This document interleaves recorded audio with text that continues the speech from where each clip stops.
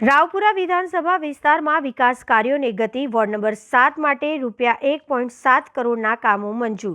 વડોદરા શહેરના રાવપુરા વિધાનસભા વિસ્તારમાં વિકાસના કામોનો ધમધમાટ શરૂ થયો છે।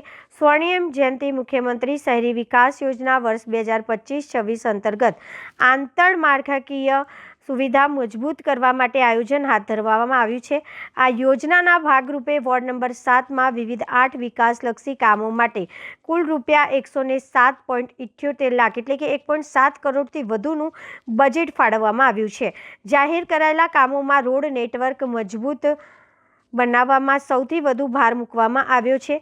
ખાસ કરીને સંજય પાર્ક અને રુદ્રા સોસાયટીના રોડના વિકાસ માટે ₹40.14 લાખની જોગવાઈ કરવામાં આવી છે। આ ઉપરાંત નવાઘર મોહલ્લામાં નવી ડ્રેનેજ લાઇન નાખવાનું તેમજ અનુસ્તુ ટેકરી અને હઝરત ટેકરા બવામાનપુરા નજીક વિસ્તારમાં નવી પાણીની પાઇપલાઇનના કામોનું ખાતમુહૂર્ત કરવામાં આવ્યું છે। સાથે સાથે ગેલેક્સી એપાર્ટમેન્ટ, જયશ્રી સોસાયટી, અનુસ્તુ ટેકરી અને નવાઘર મોહલ્લાના આગળના ભાગમાં નવા રોડ બનાવવાની કામગીરી હાથ ધરાશે। આ વિકાસ કાર્ય પૂર્ણ થતાં વોર્ડ નંબર 7ના રહેવાસીઓને પ્રાથમિક સુવિધાઓ મોટી રાહત મળશે અને ટ્રાફિક તેમજ પાણી સંબંધિત સમસ્યાનો નોંધપાત્ર ઘટાડો થવાની આશા વ્યક્ત કરવામાં આવી રહી છે।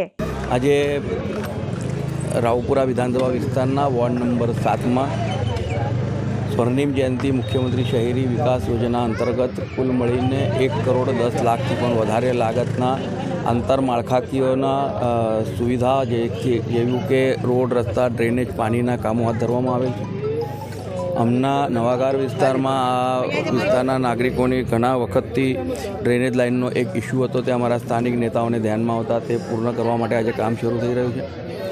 આ જ પ્રકારના અનેકવિધ કામો જ્યારે રાવપુરા વિધાનસભા વિસ્તારમાં અને આખા વડોદરા શહેરમાં ચાલી રહ્યા છે, ત્યારે આપના માધ્યમથી તમામ નગરજનોને અને ખાસ કરીને મારા રાવપુરા વિધાનસભા વિસ્તારના નાગરજનોને વિનંતી કરું કે આપના વિસ્તારમાં પણ આવા કોઈ કામો જો બાકી રહેતા હશે, આંતરમાળખાકીય સુવિધાઓના તમામ કામો આપના ત્યાંના અમારા જે સ્થાનિક નેતાઓ હશે તેમનું ધ્યાન દોરશો, તે બધા જ કામો પરિપૂર્ણ કરવા માટે અમે પ્રયત્ન કરીશું।